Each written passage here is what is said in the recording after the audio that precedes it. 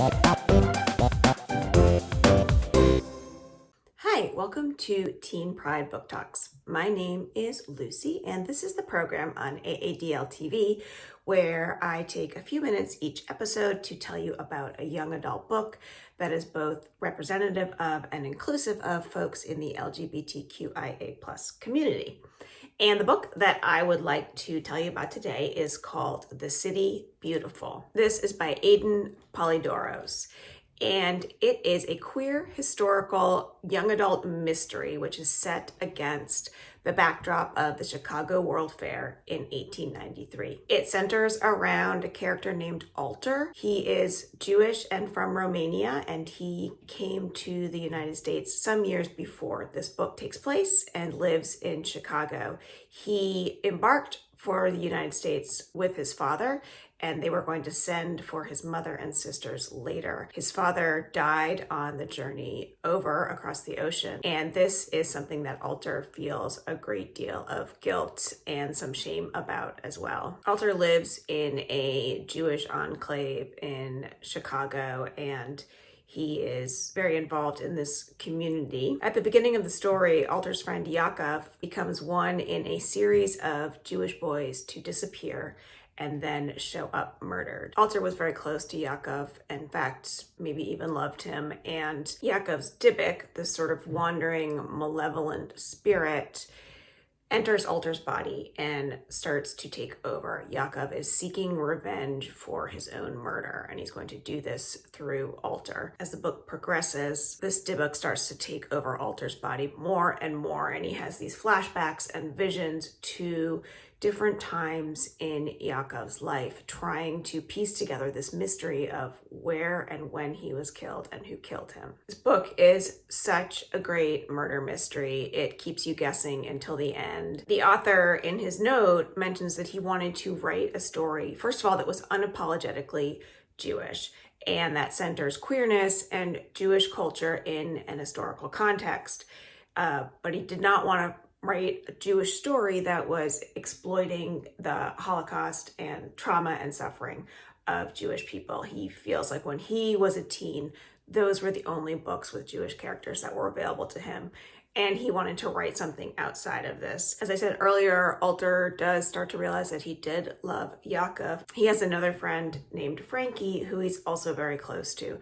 And throughout the book, their relationship deepens, and it's not only one of physical intimacy, but it is also just this real connection and desire to protect one another and to support one another. It's a wonderful expression of love. So the dedication of this book by Polydoros, he dedicates it to all the readers who see themselves in these pages.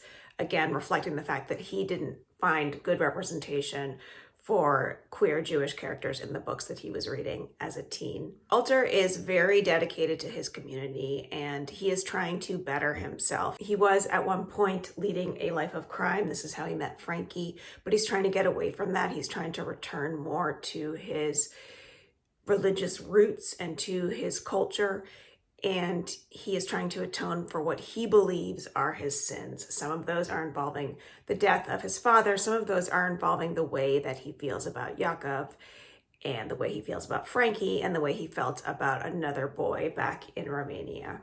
Because of his dedication to his community, he is trying to seek revenge for a group of boys that seems to be invisible to others. And in his seeking of justice, Alter reclaims some power, and he is not a victim. And this removing these characters from victimhood is a really important part of this story. The history part of this story is set against the Chicago World Fair in 1893.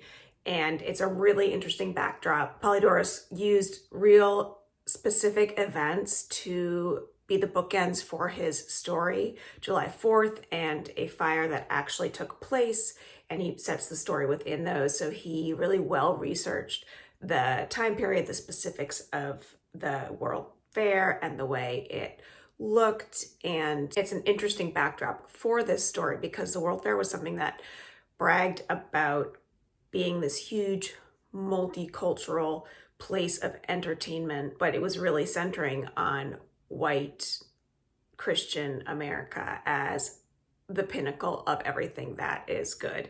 And it was a way for America to show off its superiority by creating these exhibits from around the world. What's interesting also is that there are all these different pieces of the World Fair from all over the world that the builders of the fair seem to be showcasing, but the powers that be in Chicago and in America at large are not doing anything to protect the people who actually come to America from that community. And in the 1890s, there was a wave of immigrants, Jewish immigrants from Romania and Lithuania and other Eastern European countries, whereas before many of the Jewish immigrants had been from Germany and are now assimilated in America. So there's also this force between immigrants who have assimilated and immigrants who are new to the country, but who also want to retain the culture of the place that they came from. Like those assimilated and non-assimilated immigrants, there are other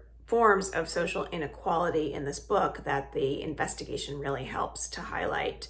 There's the question of who is important enough to get police protection, who is above the police and too powerful to be questioned by the police, which immigrants speak English well, which ones don't speak English at all, which ones who sort of left behind their home countries had to do that in order to protect themselves and find a way in America. Centering the book around Alter and having him be the narrator when he's going back and forth between his real world and the world that the Dybbuk is placing him in and pulling him into, and he's seeing and actually feeling, really gives you an insight to some of what happened in Europe to Jews, and then also this sort of different side of Chicago in the 1890s, this underbelly, the crime rings, but also the tenement housing, the ways that young boys would use the rooftops to get from building to building. So Polydoros really creates a visual landscape for you that is easy to picture and is so finely wrought. In fact, this book is so well written, and as I said before, it's just gripping and it keeps you guessing. It's a page turner.